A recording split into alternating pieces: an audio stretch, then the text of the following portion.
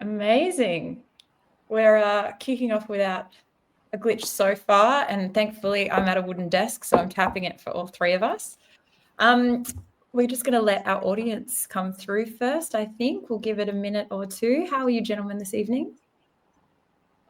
Very well, Chloe. Thank you very much. Yeah. Fantastic. How are you?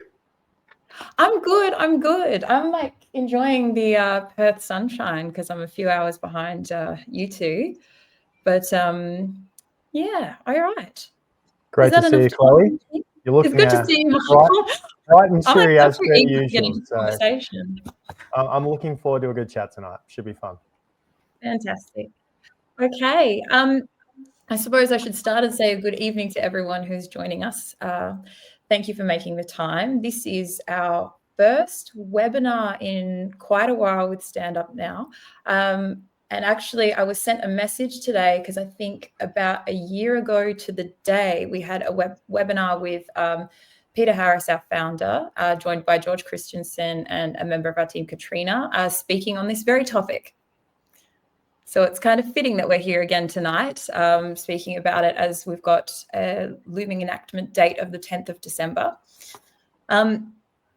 I'll do the business end. This webinar is part of Stand Up Now Australia's mission to do something pretty simple, help Australians understand the systems that shape our lives and give people the tools to take meaningful action.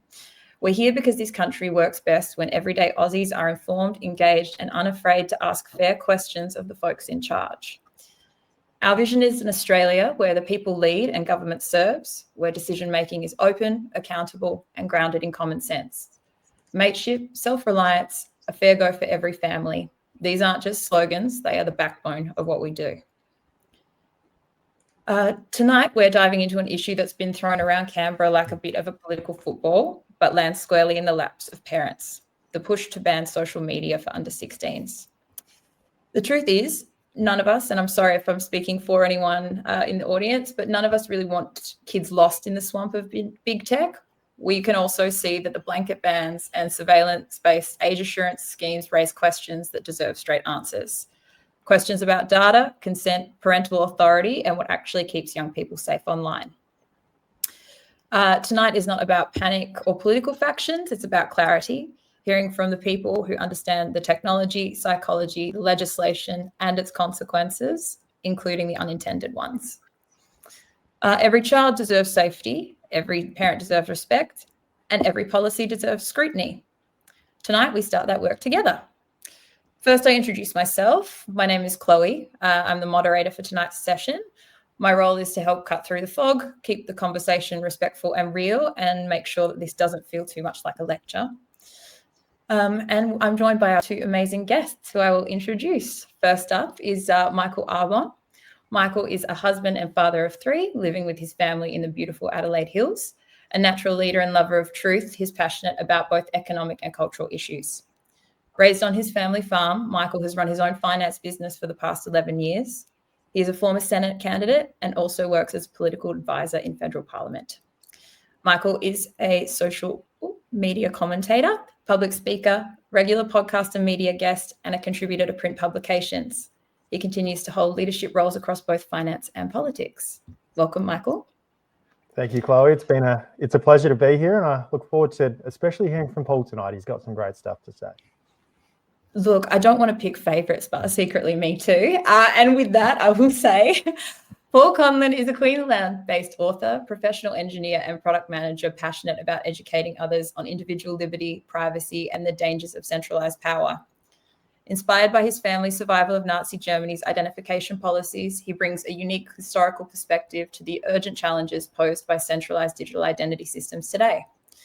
With degrees in electronic engineering and information technology and over 2 decades of global experience, including service as an engineering officer in the Australian Army, Paul combines technical expertise with practical insight. In 2023, he served as a judge for the Global Hack DID software competition, promoting self-sovereign identity education. In 2024, he published his first non-fiction book, Citizen One: The Case Against Digital Identity. Known for his clear communication style, Paul distills complex systems into accessible ideas. He participates in international panel discussions and speaks to live audiences on topics ranging from technology and privacy to peaceful parenting. Welcome, Paul. Thank you, Chloe. It's a pleasure to be here, and I'm looking forward to hearing from you, Michael, as well. So hopefully it'll be a really nice night. Yeah, looking forward to contribute. Fantastic. I feel like we should jump straight into questions. We've heard a lot about the under 16 social media ban, its parameters, kind of breathing in and out, and responsibility being thrown from, looking at the government's role, looking at the private company's role, and then looking at the parental and family role, or the citizen role. As I'm sure we're going to kind of reach into those parts of the conversation this evening. Do either of you think Australians have been given a clear sense of what this policy will look like in everyday life, or is the conversation still operating mostly at a media level? I'll jump in. Yeah. First? The simple answer is not at all. I think we're clearly still at the headline slogan level, and we've heard next to nothing about the practical reality of what we're staring down the barrel of here. So how are we expected to identify? Where is the data going to be held, and for how long? We're talking about the data of minors here. Who can access it? And importantly, what are the future implications to everyday life? These are pretty fundamental questions. And what we've been shown is a safety narrative, and we haven't been given the operational story. And I think when you consider that, it's fairly easy to conclude that this is not about social media. It's about laying the pipes for a broader ID capture system. And I think Australians inherently sense that. They feel that there's some sort of invisible mechanism at play here, and they're hesitant to trust something that hasn't been really explained. And, fundamentally, trust is earned, not legislated. Look, Chloe, from my perspective, I'm still confused. I'm still really confused about how this is going to play out, whether it'll work. I'm very skeptical as to whether it will work at all, to be honest. But when this bill was first proposed and I was reading through it, it's probably one of the worst bills I've ever read, because this is kind of how it read. It's like, hey, we want to ban kids from social media. We don't know how we'll do it, but vote for our bill anyway, please, and we'll work it out later on. And now that's kind of where we are. It's a real mess. There was a Senate inquiry recently which was looking into the requirement for internet search engines to verify your identity and your age if you log into them, like Google. It also included terms of reference for this under 16 social media ban, and the recommendations came out this week. And I'll read out recommendation number 1 to you, just to show where the Parliament's at on this as well. It says, the committee recommends that the implementation of the social media minimum age obligation be delayed to the 10th of June 2026 to allow time for issues in implementation and compliance to be properly considered, and an education campaign for young people affected to be rolled out. In other words, we really messed this up. We don't know how we're going to do it still, and we haven't educated anyone because we don't know ourselves how it's going to work. It's kind of where we're at. Yeah.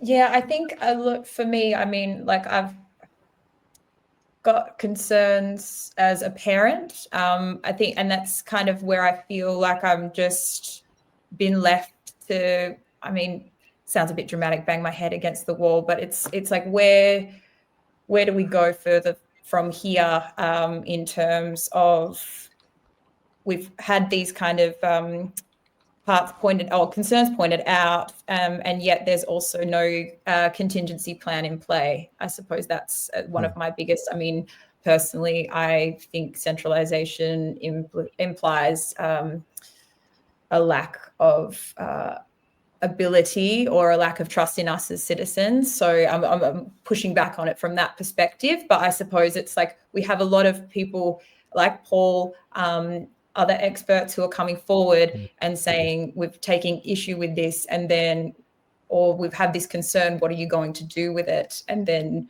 not really, just hearing crickets, essentially. I guess that's my biggest concern with it. We're seeing, I mean, I don't want to dive into other legislation that's been pushed through recently, but we're seeing this kind of, we've reached our end point before we have actually seen if it will work. So is that a typical pathway, Michael, for legislation going through Parliament? Is this one something different than what we've seen before, or we're using different mechanisms? Yeah, so Chloe, this bill was rushed through Parliament, and that's an understatement. So I think I've got open here sort of the timeline. So I'll probably just walk you through what happened with this bill over 12 months ago. Just over 12 months ago it passed now, or actually 2 days under 12 months ago it passed. So being a massive bill that touches on, privacy, freedom of speech, parental primacy, all of those things, you would expect this to be the kind of bill that would probably be introduced to Parliament and then immediately referred off to a committee, and you'd probably give the general public 3 months to provide submissions, hold public hearings, get a massive amount of feedback on it before you tweaked it, and then eventually tried to push it through Parliament if it was workable. What happened was the exact opposite. So on the 21st of November, this bill was introduced to the House of Reps. We were given no notice, and it was just introduced to the House. Quickly in the Senate, we picked up on it. So the day after, in the Senate, it was referred to a committee because we thought, oh my goodness, this is the last sitting week of the year. They're going to jam this through in a week and get it done. So on the 22nd of November, 1 day later, it was referred to committee. Now, in Senate committees, you're usually allowed a period of time of, like I said, 1, 2, 3 months for submissions from the general public. You hold a number of public hearings, and then the report takes another month or two to be drafted and presented. The submissions were due by the 22nd of November, the day after the bill was referred to committee. So there was 1 day allowed for submissions to be received. In that 1 day, they received 15,000 submissions from Australians. Now, it's not uncommon for a Senate committee to receive a couple hundred submissions or a few dozen submissions, but 15,000 is out of this world. Of that 15,000, they only ended up uploading 107 submissions. So most of your submissions just went into the abyss. And the report from the committee was tabled on the 27th of November. So that was 6 days in total to try and work your way through 15,000 submissions and try and understand where the issues are with this bill and try and fix them. It's impossible. It was a scam. It was democracy circumvented. And often when a politician goes to a survey or a committee or something like that, they've already made their mind up what they're going to do. They're just doing that for due process, right? So what happened was the committee tabled their report on the 27th of November. So this is 6 days after the bill was first introduced to the House. The next day, the 28th of November, which was the Wednesday, it passed the House of Representatives. This is where it gets interesting. So the Senate is designed to be the House of Review. The Senate is the place where we're supposed to fix bad bills or reject them. On the 28th of November, it hit the Senate. And on that day in the Senate, there were 32 bills that passed in just a few hours. They used what they call a guillotine motion. And, you would expect as a voter that every bill was robustly debated in the Senate. It's fixed up, any errors or unintended consequences are found. And amendments are passed before a bill is voted on. You cannot pass 32 bills in a few hours and expect those bills to be of high quality. So the social media ban was one of those. Other bills included on that day were things like the help to buy, which is where the government can own 40% of your house if you can't borrow enough money to buy your own home. Build to rent, which is a system whereby big super funds and fund managers are being incentivized by the government with huge tax breaks to build houses they're not allowed to sell. They can rent them out only forever. So all these things passed on the same day and didn't receive any scrutiny that they deserve. So it made me really sad. As someone who works in Parliament and expects them to act in our best interest, it was a horrible process. And I think not enough people know what happened on that day. And the sad thing is, since that day, guillotine motions have been moved many times again. They do this all the time. And our Parliament, our separation of powers, the power of the Senate to reject bad bills and fix bad bills, it's been circumvented by party politics and towing the line and essentially voting along the party line and doing deals behind the scenes. It's not good enough. I'll let you add a bit to that, Paul, but that's sort of a basic summary of what happened. I could talk about it forever, but that's a little bit for you. Yeah, thanks, Michael. Look, I've seen exactly what you've described there play out in tech rollouts. So in engineering, it's understandably a very process-heavy domain as well, and there are obvious reasons for that. There are protocols about quality, review, design. There are pipelines. There's a lot of experience around that. There are necessary friction points that are required to achieve the outcomes that everyone expects. You've just described the political domain. There's an analogy there in engineering as well. What you've described there is a compressed process. Now, when I've seen a compressed process in engineering, that leads to collapsed scrutiny, and collapsed scrutiny leads to unknown outcomes. Now, that's one thing, but when you couple that with the fact that I deem this particular suite of legislation, what we're staring down the barrel of here with this tech rollout, and this is a tech rollout, this is a safety critical system. And many people would kind of maybe be loosely familiar with that in the aviation industry. The aviation is known for multiple points of redundancy, both in hardware, software, and processes, and the people as well. And that introduces a lot of necessary inconvenience and friction. And the benefit you get from that is an assurance that you'll get off the plane at the other end. And people are willing to wait on a hot tarmac for an hour because some engineer grounded the plane because of some reason. We all sigh, but we secretly are very thankful that that guy grounded the plane. That's a safety critical system. When things go wrong, people die. And this certainly meets the category of that in my mind. And redundancy, going back to your point there, Chloe, you mentioned you're banging your head against the wall as a parent. And one of the points you made was centralisation. Centralisation and safety critical systems don't go well together. And you can see evidence of this everywhere. We probably remember those old World War II movies, right? Like the Memphis Belle, the B-17 flying fortresses. The engineers designed those things because they knew things would go wrong under pressure. And, when a landing gear doesn't come down, what do? They go and wind that manual crank handle and the gear comes down, and it's the difference between landing and dying. Well, digital ID doesn't have a manual crank handle. What we're looking at here is, one digital glitch and, the whole nation is stuck in the air. So we're not talking about an app when we're talking about digital ID. We're talking about infrastructure. It's like plumbing. And once you lay the pipes, you don't get to choose what flows through it. Yes, I mean, I will make a comment, and I suppose people can correlate as they wish, but, we've been seeing so much pushback with this social media ban and age assurance that we're also starting to see programs in other areas. Like I was a little let down as a renter to see that we're going to be trialing this in rental applications next year in terms of uploading a digital ID and being only able to apply for housing if you have one. So it does kind of encroach quite quickly, and there isn't a way of turning it back. That's a very, very important point, Paul.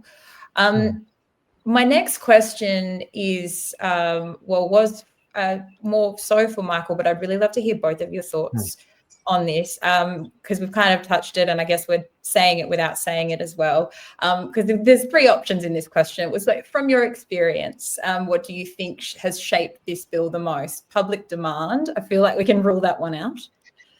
International alignment or internal government priorities. And I suppose if in this question, if you could also answer a follow-up as to why. Yeah, no problem, Scholar. I'm happy to grab that. I just want to just on the previous one, I just want to sort of detail who voted which way, if that's okay, first. Of course, on that yeah, bill. please. I think it's important for people to know who's acting in their best interest and why. So this is one of those rare bills where the Australian Greens were excellent. They believe in privacy, they believe in transparency, they believe in a lot of the core values that this bill breaches, and they voted against it, which is excellent. It's not often I'm giving the Greens an awful lot of credibility, but on this one we have an awful lot of common ground.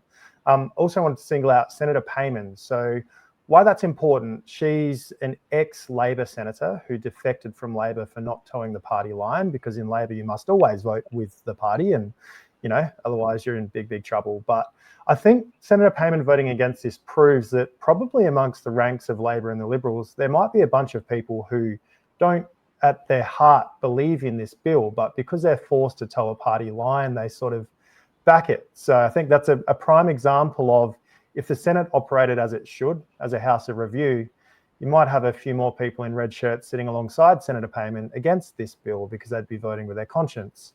You had Senator Rennick, of course, Senator Tyrrell from Tasmania, and Jackie Lambie. So the crossbench were very united on this. Senator Babbitt, Senator Roberts from One Nation, Senator Hanson wasn't there that day, I don't believe. But then you had two that decided to cross the floor from their party, which I deeply admire. That was Senator Antic and Senator Canavan. So we've got sort of a core group there, and I'll add something exciting to that we did this week. Senator Babbitt's team, we tabled the social media minimum age repeal bill. So we've retabled the repeal bill before this ban even comes in, because we don't want to let him get away with it. And the good news is we had, who do we have co-sponsor it? Senator Antic and Canavan again. And then now we have 4 One Nation senators. So we sort of showed a united front there. There's 7 names on that bill that co-sponsored it. And the plan is to try and get it debated, if the government ever gives us 5 minutes of time sometime next year, to debate that bill and try and put it to a vote, just to see where the lay of the land is, because there's a few Liberals starting to speak out against this now quietly. So you never know. We might be able to make things move and leave Labor on their own if everything goes to plan and people speak up. But you asked what shaped this bill and who influenced it. Well, it's certainly not us parents. You're right, Chloe. My kids don't have any connected devices, so I don't need this bill. I choose when they get access to devices and what they access. That's my role as a parent, is to protect them for as long as I can and to preserve their innocence. I think it's easy to try and join dots as well. It's like, it's all the globalist fault, or it's all this guy, or I think there's a bit more to it than that. But one of the things I will say is that the bureaucrats have a lot of power in Canberra. They go to international conventions. They'll show up to the WHO and the WEF and the UN all the time, and they'll bring back big ideas, and they'll draft policies for the ministers, because in our system, our ministers sometimes don't actually know anything about their portfolio. In the US, they have secretaries who manage departments who are selected from the real world, who have genuine expertise. But in Australia, we've got a very small pool of politicians who get into government and they're like, all right, who's going to be communications minister? We don't have anyone that really knows that well. Oh, you can do it, Joe. And then it's like, good luck, right? So then what happens is, if you don't really know your subject matter, your bureaucrats are really going to be calling the shots. They're going to be suggesting ideas, drafting your bills. And if you're not strong enough, they're going to probably walk all over you and try and get you to introduce that bill. One thing I will tell you about politicians that aligns with this bill is they love power and control. So this bill ticks those boxes. They also love to be seen to be doing something. That's the number one thing for a politician. I'd love nothing more than no bills to be passed for an entire year. That would be a great thing for Australia. We can sort our own problems out and keep life nice and simple. But they just love to be seen to be, sometimes providing solutions and looking for problems, or probably more often than not. And the final thing I'll probably say that might have influenced this is that ministers and politicians, they're just humans. They're as silly as you and me. They're not, they're not some superhuman beings. They're subject to all the failings of the human condition. They're easily influenced, and they're just often, being in Canberra, they do live in a bubble. They feel like that they call themselves lawmakers. I wish they called themselves liberty preservers, but they focus on making new rules and laws all the time, which is absolutely wild. So I might hand it over to you, Paul. They're just my initial thoughts from sort of the political perspective. Yeah, what a metric to optimize for, right? And great to hear your commentary on parenting there as well. I think this is an emerging theme that's quite fundamental to this discussion. But yeah, Chloe, going back to your question about public demand, it certainly smells like something other than public demand, doesn't it? You know, when legislation moves faster than conversation, you can be forgiven for thinking that something else is at play. And you know, I feel that public demand has a tell. You hear about it on the ground, right? So when I go and fill my car up at the petrol station, or go to the grocery store or whatever, when you're out and about, you hear people talk, right? I hear a lot of conversations about cost of living. I hear a lot of people talking about immigration, about power security and prices. Not once have I heard someone say, you know, the biggest friction point in my life is I've got too much freedom on the internet, or I want to digitally identify to the government. Not once. So there's a disconnect there, right? And just to bring this home a little bit, just today I received a personal email, and I'll share a little excerpt here. This lady said, I'm 69 and I feel in the wilderness with tech. I'm anxious to start implementing changes ASAP, but I'm on a pension and it's my only source of income. Am I already cooked avoiding ID sign up? Does that sound like a grassroots movement or public demand? Doesn't to me. Like I would summarize that as it doesn't pass the pub test, right? It doesn't pass the pub test.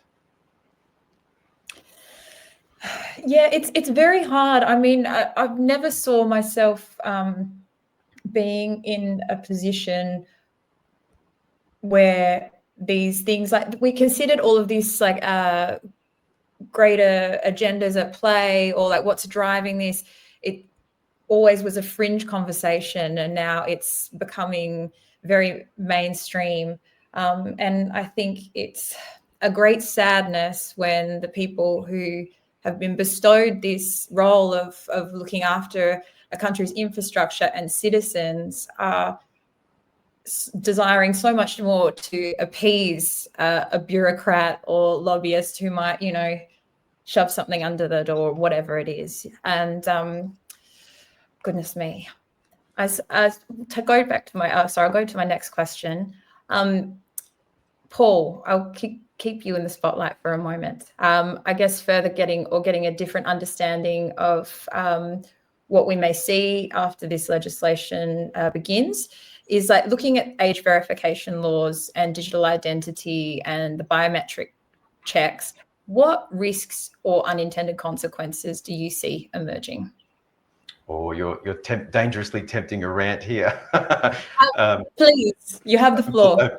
Okay, you asked for it. So look, there are many, and like Michael said before, I could talk indefinitely about this, but look, there are some core ones. I think one of the big risks is that age verification rapidly turns into identity verification, and identification inevitably invites judgment. So, you know, we are complex beings, and we have many parts to our identity puzzle, and there's no way of knowing which part of our character will be interpreted the wrong way, or will attract some sort of judgment in some way. So that when it's ingrained at a national level, I think is quite dangerous. But it's a very slippery slope, and there's no way to age verify someone without some sort of persistent identity record, and that becomes very difficult to unwind. And I did a bunch of research on the world's largest biometric digital ID system. That's India's Aadhaar. And I actually I interviewed some business owners and tech experts and just various Indians I know from my professional circles and in my private life. And there was one very interesting comment that popped out, and I quoted it in my book. He said, once private industry, once business starts building upon these centralized identity systems, they're effectively permanently entrenched. You know, businesses will rely on the centralized government identification system as integral components as part of their business workflows, right? And because they've invested corporate money in this, they're not motivated to unwind that at all. It takes significant legislation in the other direction to do that, and great cost. So that's a really interesting takeaway, how they get entrenched. So that's a big risk. Look, the other one is architectural, I think. Any centralized system becomes a target, either for misuse or mission creep. And yeah, like I mentioned before, age checks become access checks, become location checks, become behavioral profiling and scoring. Again, that's a well lubricated path that goes hand in hand with these types of systems. And just to pick another one, I see a developmental risk as well. So we're potentially looking at the first generation of Australians who will know nothing other than having to verify who they are to access the fundamentals of life. You try and explain what life was like before streaming services, or when telephones had curly wires attached to them. Maybe you can academically understand it, but you've never lived that. And I think that's a fundamental social shift, isn't it? It's a profound cultural change. And look, none of this is new. In fact, one of our most respected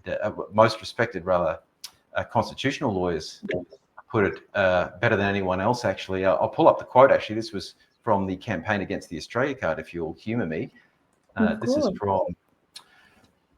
This is from Professor Jeffrey Walker from UQ, who's head of law and head of department there. And this is contributing to the Joint Select Committee on the Australia card in 1986.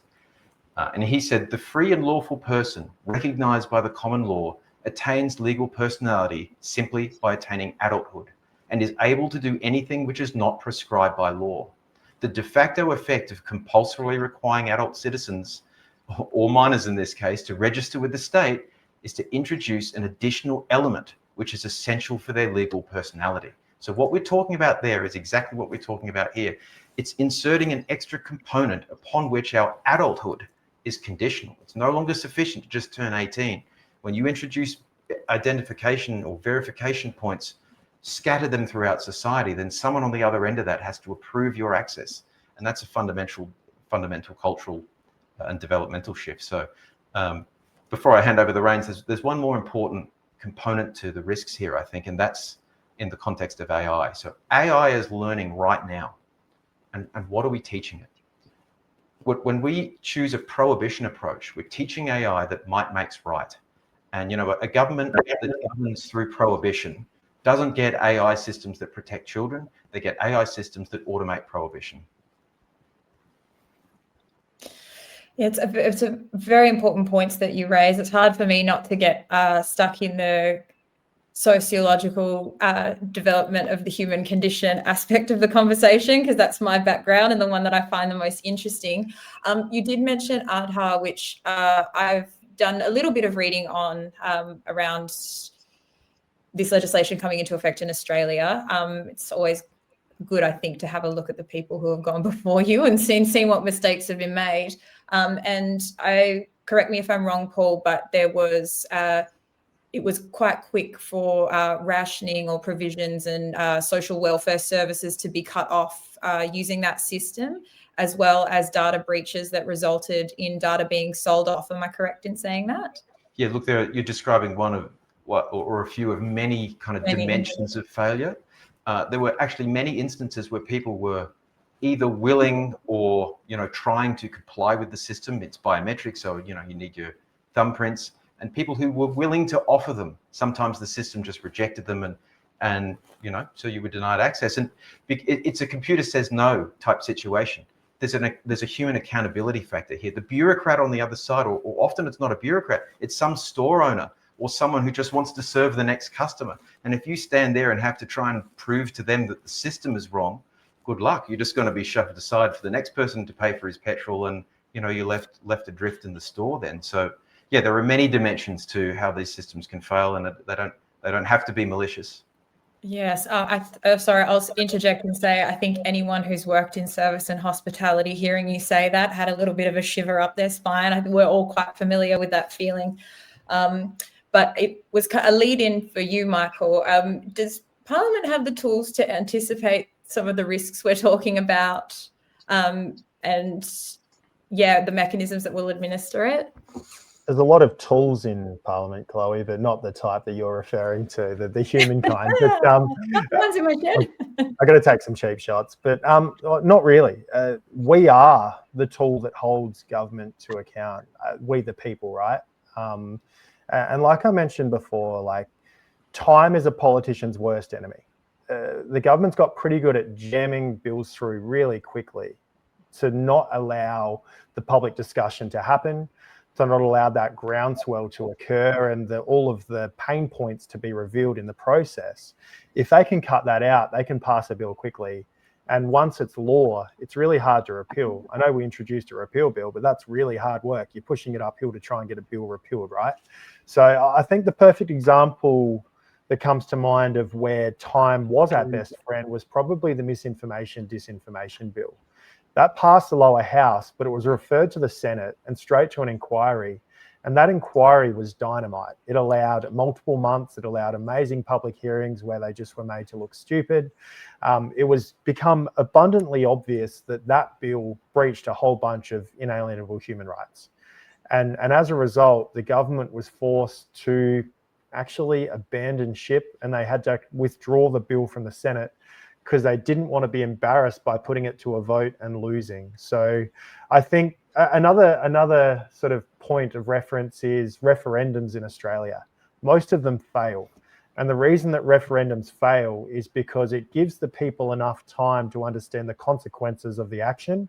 And as a result, out of an abundance of caution, most people are going to vote no, because we don't really need many more laws, as I'm going to say 15,000 times tonight, but it's true. We live in a country that's already overgoverned. We don't need more layers of bureaucracy or more layers of just making our life more difficult. And this social media ban doesn't really serve to simplify our lives or make it any better. There are, and what quite possibly I think it's going to do is going to push children into really dark and dangerous places, because if you take away those tried and tested social media platforms for parents who allow their kids to use them, or to have connected devices, those kids are going to then run to the next best option, which is probably some dark corner of the internet where those clowns that live in their basements hang out. It's really scary. And prohibition never works. People always find a way around it, especially children. They're pretty crafty. They're far better at tech than what the government is, that's for sure. They'll find a way around it, but the unintended consequence could be quite dangerous. Yeah, that was something else that kind of struck me when beginning to think about what life would look like once this legislation was in action. And I remember the days of I suppose early social media of MySpace, but I was about 10 or 12, somewhere in between that age range, and it was the Wild West. The internet was a bit the Wild West. You could find things so quickly and so easily. And if anyone got in your way, it was like, absolutely not. This is our point of connection, or this is how we look cool, or what we need to do to be where we want to be. And we're willing to do it because you've got that pluck, I suppose, at that age. It was a very, very important point. I will throw back to Paul because I'm very interested to get into the weeds of his book a little bit. And Citizen One explores this case against our digital identity through the lens of your family, and you give historical examples and a beautiful story, of which I've just begun. I'm very excited to get into the other chapters. But what patterns stand out to you when societies introduce these safety measures through identification systems? Yeah, well, we're not without guidance here, thankfully. Identification systems tend to walk a well-trodden path. And when you introduce them for safety, one of the things you tend to see is scope creep. It's inevitable. Now, in 1930s Germany, people recognized that period as possibly the one that wrote the book on using human identity as a weapon, as a means for implementing power and control. And it had a few phases. So in the early phases, things were kind of mundane, right? They're almost well-intentioned and altruistic. But the end state on the ground is something quite visceral. It's actually hard to explain. It's like a sense of just feeling guilty until proven innocent.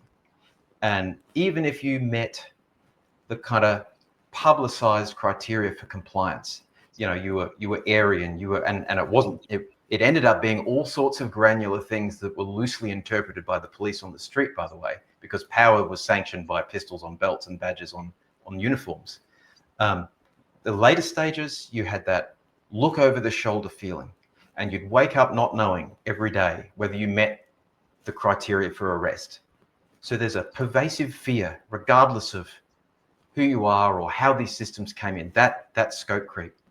And well, I mentioned these are kind of timeless lessons. It's a well-trodden path. And again, we've got some recent Australian history here. So during the Australia Card, the Joint Select Committee, there was an ALP MP, John Saunderson, who made almost an identical observation to those who lived through 1930s and 1940s Germany. I'll pull up the quote again if you bear with me.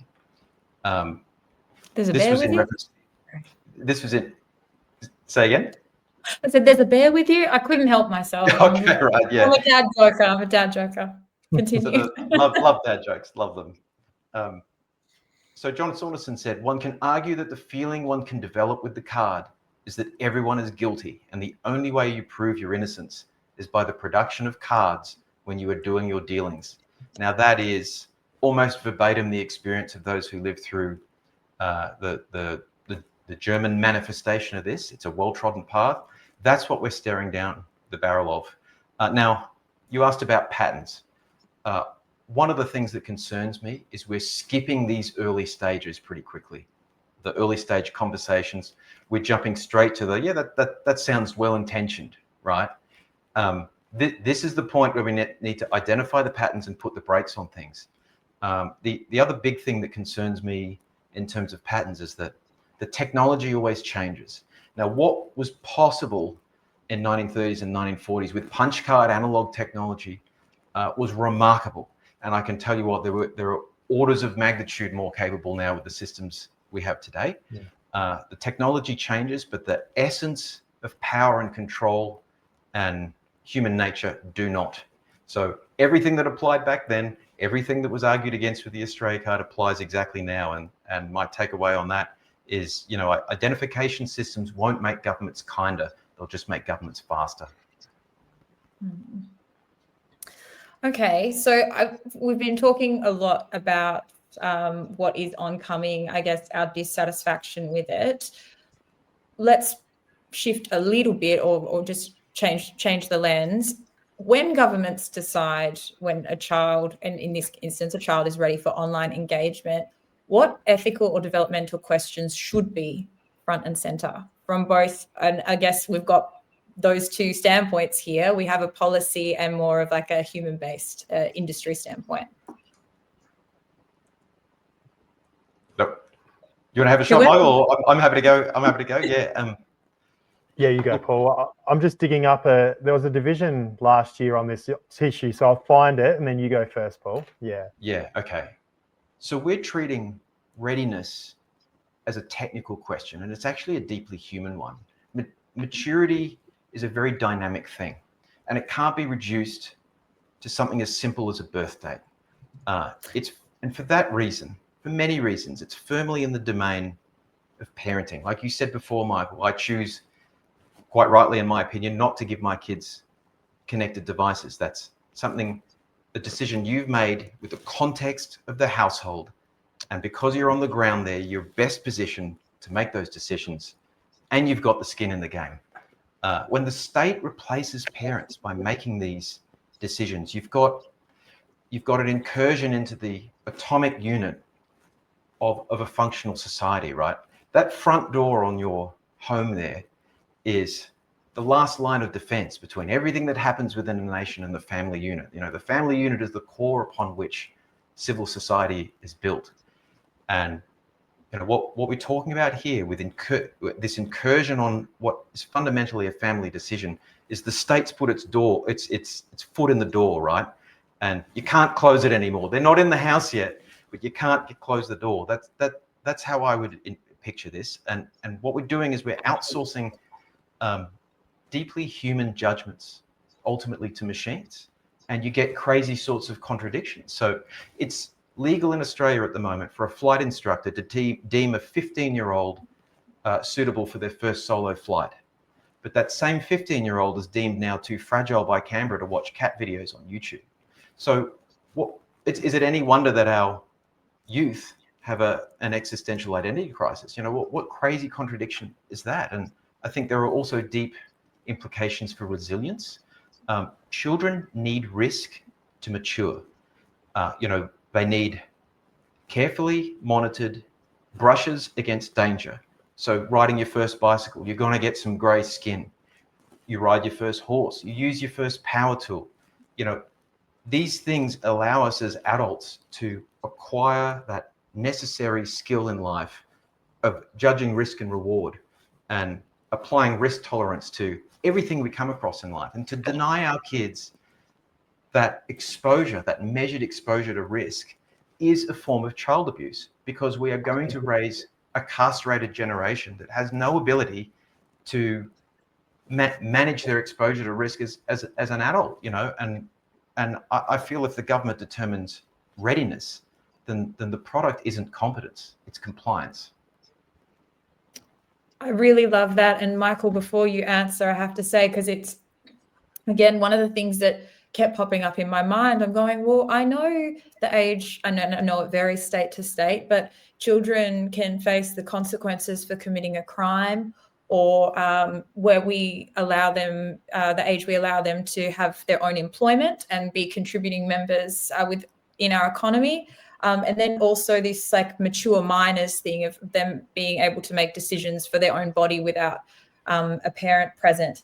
And this legislation feels like a contradictory thing to those.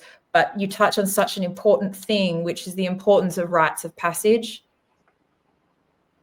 And I'm actually sitting with just a sudden connection of the dots in terms of we're now separating our children, like this generation, from like being integrated in the body and alive and in a community, and that community exists entirely in their head. And I'm not going to go on a tangent. I'm going to let Michael answer this question as well. But thank you so much for your insight, Paul. That was fantastic.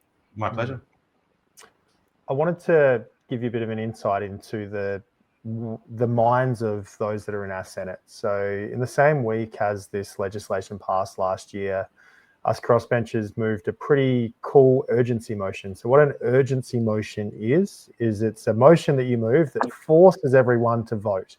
So it asks a question and then people vote yes or no. The motion simply said this: the need to recognise that a blanket ban on social media for children under 16 expropriates parental power, and for the Senate to affirm that parental responsibility rests in the parents, not the federal government. You'd think that's pretty much a no-brainer statement, right? The result of that vote was 7 in favour of the statement, 30 against. 30. So the majority of our federal Senate believe that they've voted to prove that they believe that they are more powerful than parents in the lives of children. That's shocking. I don't think many people have seen that or heard about that because the media didn't cover it. I think that should be front page news. Government thinks they're your daddy. But yeah, clearly that's the mindset that they have when they're drafting bills like this. So I'm not surprised that they would try and take power from parents. They've proven that that's where they sit, but it should shock everyone that's consuming this. Yeah, I mean, we've been hearing these kinds of stories coming out of Parliament, I mean, particularly over the past 5 years. And to hear something like that, you would expect people to be in the street or like heading down to the local MP's office and like banging on the windows. It's very clear that they're not serving us. And it's again, I'm sorry, I keep saying this phrase, but like a great sadness where we have a population that is so overwhelmed by the rigmarole of life and all of these other issues of cost of living and things like that we are facing, that the better option is to kind of disengage from the discourse and the system itself, which is why conversations like this one are so important. And I'm so thankful for the two of you joining us, but more importantly, our audience this evening. My goodness. I guess the next question, again, it's like we're crossing these lines and answering bits here and bits there. And I feel like some of the questions I have on my list have already been answered, or we kind of don't really want to acknowledge that it is the answer. But in this kind of sequence of saying it's a done deal first and then pushing through the legislation later, or shortening that time, if that's becoming more common, what do you see that meaning for democratic oversight in the long run, say like an election cycle or 2 election cycles from now? It's all up to the voters and how engaged they get, Chloe. You've got 2 options. You give up or you fight. Down the current road, I should say. I'm a fighter. I'm not going to give up. And I do see... So one thing I can tell you in politics is that politicians just love to go with the flow. If the tide's coming in, they roll with that. If it's going out, they roll with that. So what you need in politics in order to get them to better represent the population is just a few more good people in there speaking the truth. I know there's a handful at the moment that are trying to smash that Overton window. I know for a fact that a large percentage of the population disagrees with things like this under 16 social media ban. But what the people don't understand is that voting in an election, yeah, your vote is 1 out of 100,000 people in your electorate. It doesn't mean a lot. But if you're a member of a political party, your vote's quite powerful, because you might be one of 200 people who select who's going to run for your local electorate and become your local politician. So I would urge people, I don't really care what party you join. Everyone has different flavors that they prefer. Join a party, be involved, actually choose who your candidate is. That's more of a powerful vote than voting on election day. And select people who value democracy, value inalienable rights, and value the things that matter to you. So I wouldn't give up on politics. I think double down. Let's get involved. Those who seek to undermine Australia's sovereignty, those who are passing garbage legislation like this, they're very active. We're not. And I think it's about time that we stepped up and we were more actively involved. If you're a member of a party, you can show up and be there every single day, or you can show up to a couple of important meetings a year only. You choose how involved you are, but I'd urge everyone to be engaged and be involved. One of the things that I've noticed, because I mean, I've tested the waters a little bit with whether it's I'm at work or in social situations, and asking other parents how they feel about this coming into effect. A lot of them are quite happy because they do feel like it's taking a load off of their back. We've kind of talked about lack of education around this, or engagement between parents and kids. And so, Paul, if the goal is to genuinely improve online safety for younger Australians, what principles or models can achieve that without defaulting to or escalating the identity and data systems?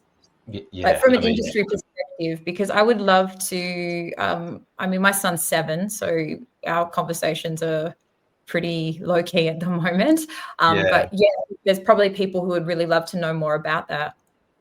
Yeah, and look, identification, for the reasons I've already discussed, should be an absolute last resort go-to. But just before I touch that, I just wanted to add my voice to yours there, Michael, about being a fighter. There's absolute merit in that. This is an opportunity for us to do something in our lives that we're proud of, and you know, we can rally behind this issue that really cuts through every human heart, I feel. And remember, you know, Samuel Adams said, it does not take a majority to prevail, but rather a tireless, irate minority keen on setting brush fires of freedom in the hearts of men. And that's our calling too today. So I'm with you on that one. Yes, look, to your question, Chloe, I see this less of an issue of extent and more of a question of type. So identification and prohibition assume that safety can be somehow centrally engineered, right? But history has shown us over millennia that resilient kids are born from the household, from the family, not from databases. So if we zoom out for a minute and just say, what's the real issue here? And you basically nailed it before. Those parents who said to you they're happy, those parents, let's call it for what it is, who are happy to abdicate their most fundamental, role on this earth at the moment to the state for convenience, well, they're stretched thin, aren't they? I'm not saying that's an excuse. Life is challenging. Raising a family, especially doing it well, is one of the most challenging things you'll do. It's also one of the most rewarding things you'll do. And shame on you if you think that convenience outweighs that obligation you have as a parent. But the reality is we do struggle with cost of living pressures. We struggle with social fragmentation. And the government swoops in to fill the gap there, as you described. So I think some of the principles are to strengthen the family, not introduce identification systems. And so what does that look like? Well, there are plenty of existing tools if we want to look at it from a tooling point of view. There's device management stuff. There's the basic premise that you don't need to give your children unfettered access to the cesspit of humanity on the internet until it's appropriate for them. You know, that's a decision gate that's already been passed within the household, and everything we're talking about here is downstream from that. But yeah, I see there's a big role for education. Why don't we, once we alleviate some of the fundamental pressures on parents so they can go back to doing what they've done for millennia, and that is actually raising the next generation, why don't we focus more on education and provide parents the historical tooling they need and some psychological training perhaps that can help with these managing the actual core issues, not the pop-up whack-a-mole symptoms behind this. And if we really want to go down the identification path, the irony here is there's an entire area called self-sovereign identity, SSI. It's a suite of technologies that puts the data in the individual's hand. And there's some really cool maths behind it. It's well-established stuff. It's nothing new. It's tried and tested, and it allows you to do really cool things like prove your age without revealing the data that's derived from, in that case, your birthday. Or it allows you to say, I have a certain qualification without revealing what institution issued that qualification or when it was dated. So you can be very granular about what you release. You might release the latter there to a potential employer because that's appropriate, but because you own the data, you can revoke that, and then they no longer have access to it. The SSI suite of technologies is, as I said, well established, and there are private businesses at the moment building functional systems on exactly this technology. So it does beg the question, why are we spending a lot of money on the centralized versions of them? Things that make you go, But yeah, fundamentally, look, online safety is just a small subset of managing the muddy waters of adulthood, isn't it? And I think the best models and principles, going back to your question, are those that support the distribution of that obligation widely amongst all the families. Though, like I said before with you, Michael, you made certain appropriate decisions in your household because you've got the context and you've got the skin in the game. You know, every household should be doing the same. It's not reducible to a birthday. So if we lower some of the friction for parents with some of these other core issues, allow them to get back to their job of parenting, then we'll have far better outcomes beyond the topic of this discussion here. And we need to stop thinking of just outsourcing everything to Canberra. Absolutely. And Michael, do you know or have heard anything of whether a decentralized model was ever discussed or looked at, or was it just like, this is the one that we've decided on, this is the measure, we're throwing everything behind that? I reckon that would be a joke in federal parliament, Chloe. Decentralising, they love to centralise everything. Are you kidding? I know, but sometimes they like to at least give the illusion of fairness. I mean, I feel like I guess those days are behind us.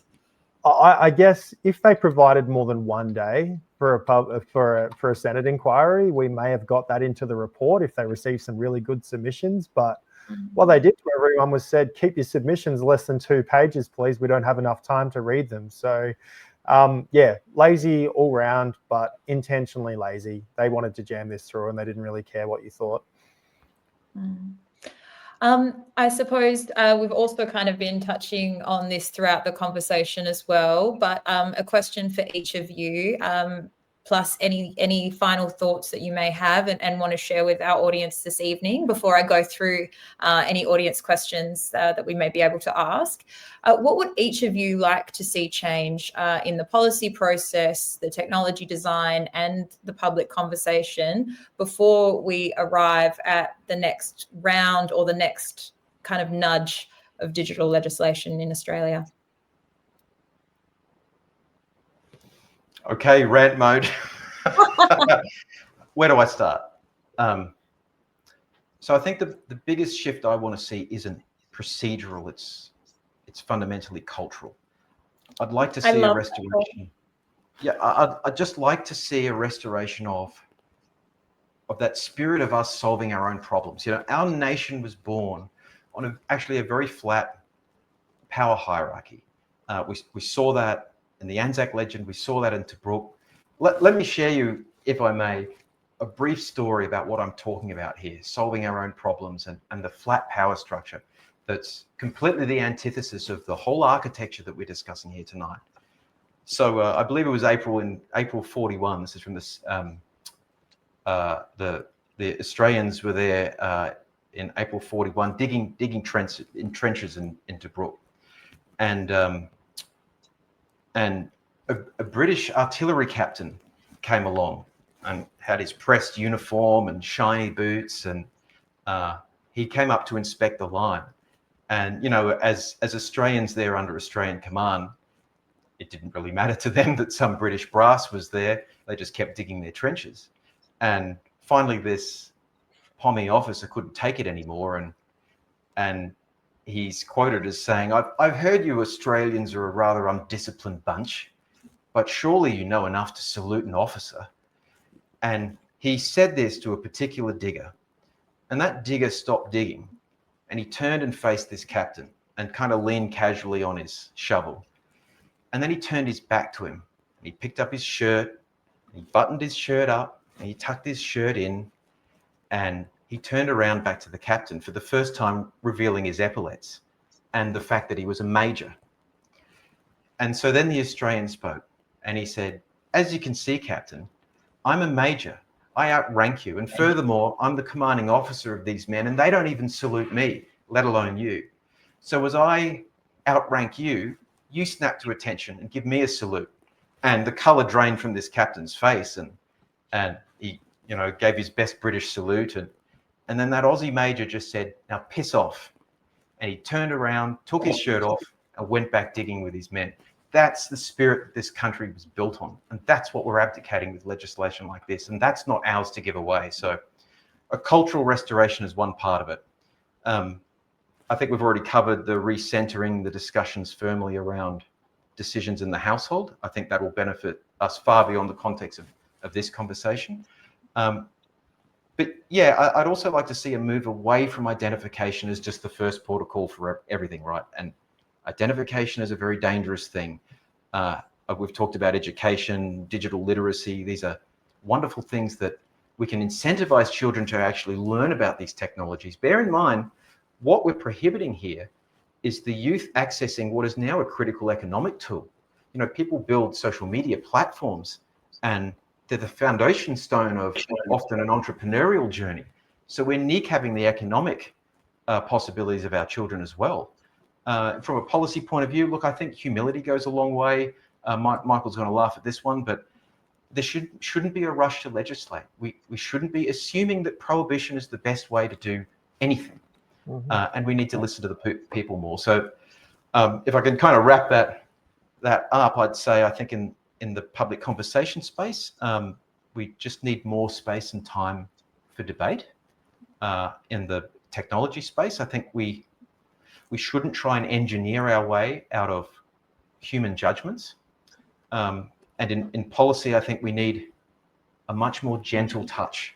And even the American founding fathers knew this, right? Jefferson said, a government big enough to supply everything you need is big enough to take everything away. So some thoughts there. Amazing. Michael. I'm in awe of Paul's response. That was excellent. Me too. I'm just like letting it wash over me. You're right. It's about so much more than digital. legislation. It's really the basic principles of Western democracy that we're talking about. It's worldview. I think, you know, the she'll be right attitude in Australia has been our Achilles heel. You know, it's like, oh, the two things you don't talk about are religion and politics. I was like, well, they're the two most meaningful things you could ever talk about. They are the real discussions we should be having with friends, family, and neighbors. It's not being scared to talk about or to admit that we know little. Like, I don't know everything. I know far from it, and often I'm wrong. And I wish that those that were in positions of power understood that they too can be wrong often. It's the basic human condition. I just dug up while Paul was speaking a quote by Alfred Deakin, one of our former founding fathers and our second prime minister. When they were designing a system of government, this is their intent back in 1897. He said, "We are creating in these two chambers, under our form of government, what you may term to be an irresistible force on one side, and what may prove to be an immovable object on the other side." Deakin was talking about the Senate when he referred to that immovable object, intended to resist the irresistible force of government when it overreaches. The Senate was supposed to be that house of review, of restraint and accountability, but it's really just acting today as a rubber stamp for the lower house. So they were supposed to be fighting. They were supposed to really not legislate much unless it was perfect, but it's descended into this system whereby politicians are not benevolent. They're not there to serve their country. Most of them have not had a job outside of politics. School, university, staffer, safe seat, politician for life, which means if you're going to be a politician for life, you're not going to vote with your conscience.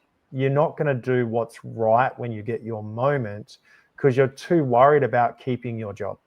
I really wish it was full of people who were somewhat kamikaze, who did not care, but would vote the right way. And if I last 1, 2, or 3 years, I don't care. I did what's right for the country and I'm out.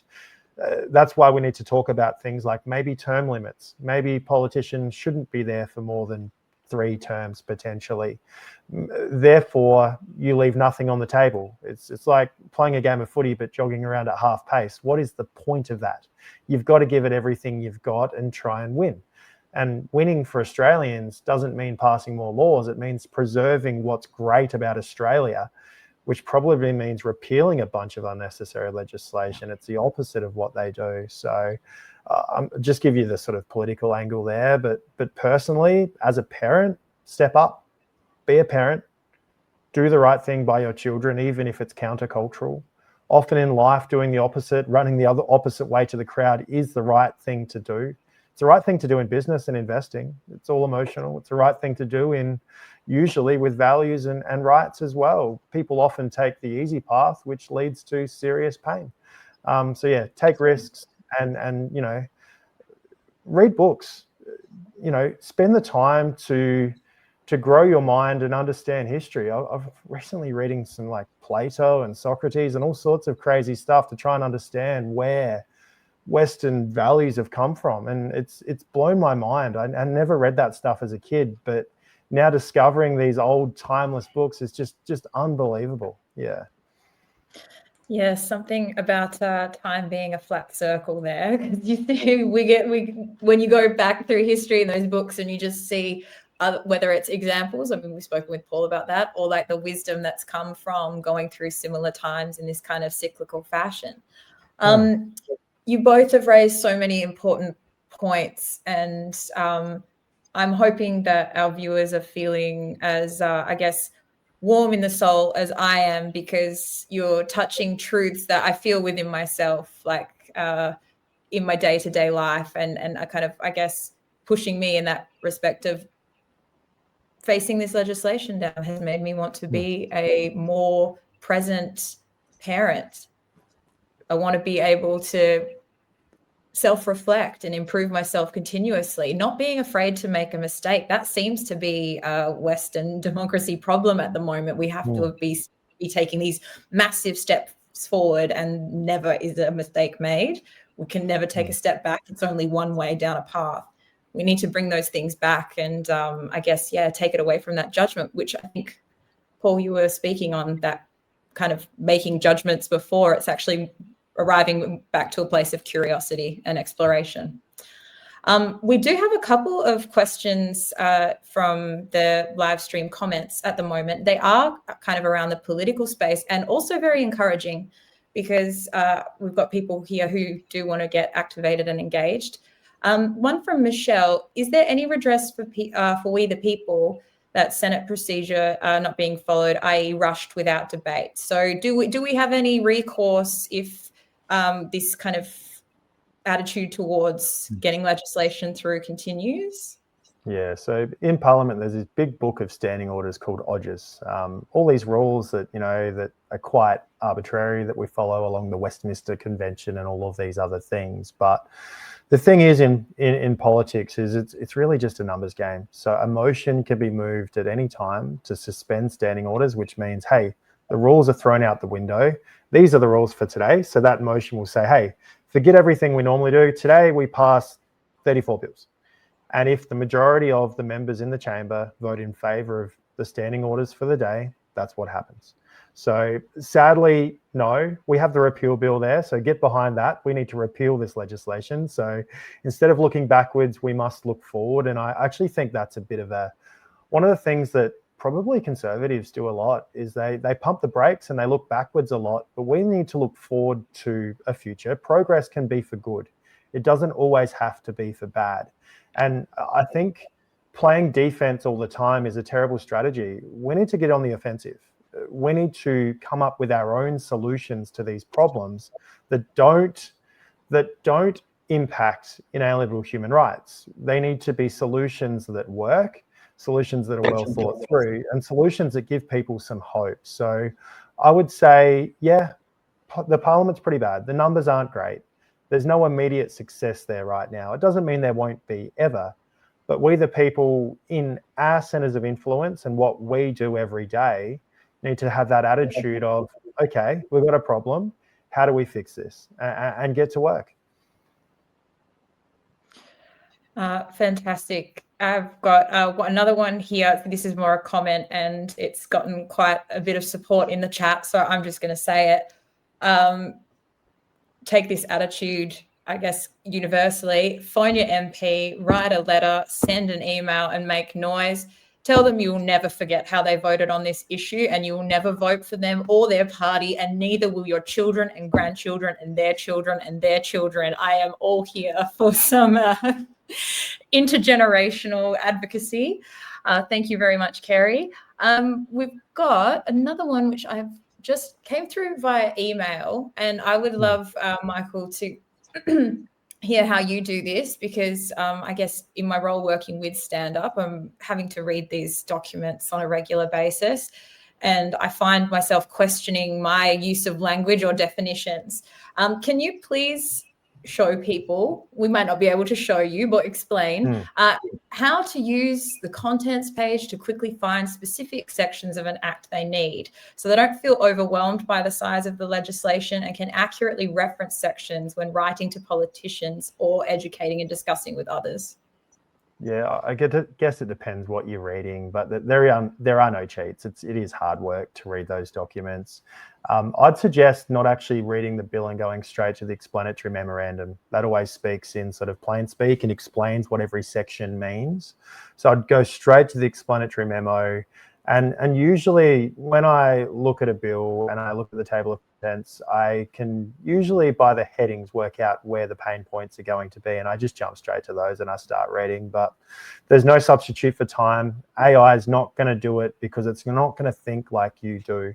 It's not going to look at it from a human perspective. It's going to be very technical, and I don't think it's up to scratch, to be honest. I think it can lead you astray. So personally, I just do it the hard way. In the Senate, in my job as an advisor, there are bills that are just a hard no that can't be improved. So I read the first 3 or 4 pages and I throw it in the bin because it's a waste of time. We know we're going to vote no, and we don't want to improve it because it's garbage. And there are other bills we're like, oh, well, maybe we could put an amendment up to this and it would be okay. So that's sort of no legislation is better than bad legislation. That's the attitude we take.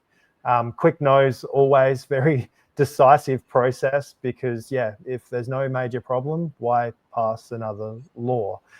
It makes no sense to me. But if anyone wants to reach out, they're more than welcome to. You can probably find my contact details online, and I'll put in the chat as well. I'll give you my personal email address, so if anyone has any questions, feel free to send the email through to me. The generic inbox of any politician gets hundreds of emails a day. It's very hard to get a decent reply sometimes, just due to lack of staffing, whatever. So I'll post that in the chat now if anyone wants to reach out with any specific questions. Yeah.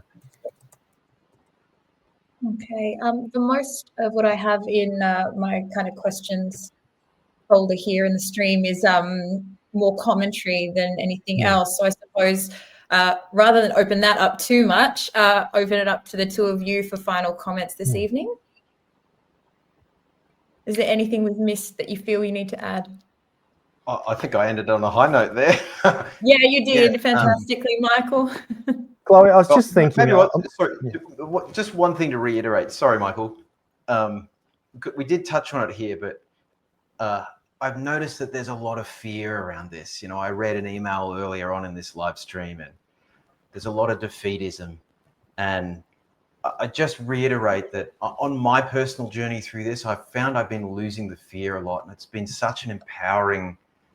It's put such an empowering spring in my step. I just urge people to chase that pot of gold at the end of the rainbow. You know, we're not beaten. You know, our species has seen all manner of horrors, and you know, this in comparison, this is a fairly trivial thing we're facing, at least for now.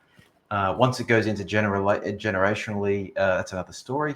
But keep positive at this. There are people who feel and think like you do, and don't give up. And Paul, I think worldview is really important. So do the work to understand what your worldview actually is, what matters to you. So for me, I put my faith in God. I don't fear, because I sort of understand this life is finite. That's important for me. But I also think that the more you know about something, the less you fear it. I think people often fear it because they don't then take the time to fully understand an issue. And trust me, once you understand the people that you're dealing with in Parliament, you're not fearful at all, because they're human. And just always remember that they're not superior to you. They are on the same level as every single other person. And they are not untouchable. They are absolutely touchable, and they will have their time in the sun, but that will also come to an end. So don't give up.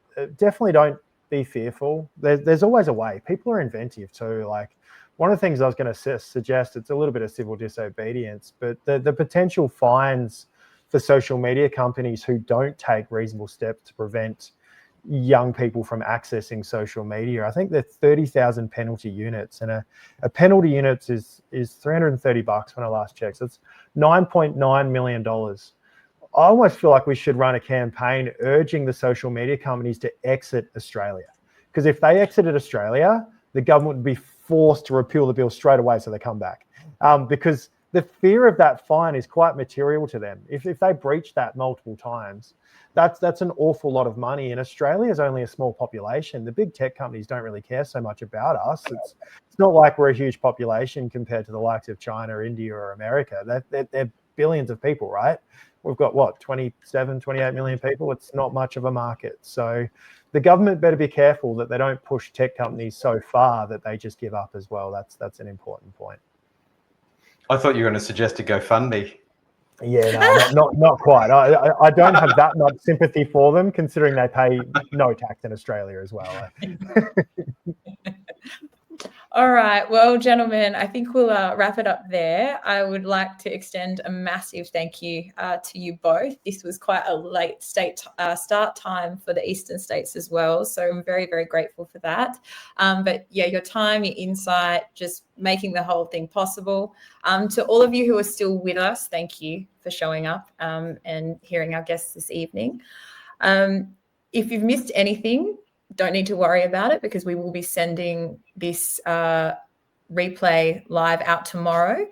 We've also got a whole other host of resources on the Stand Up Now Australia website under our campaign hub. We have an under 16 page with a whole bunch of frequently asked questions.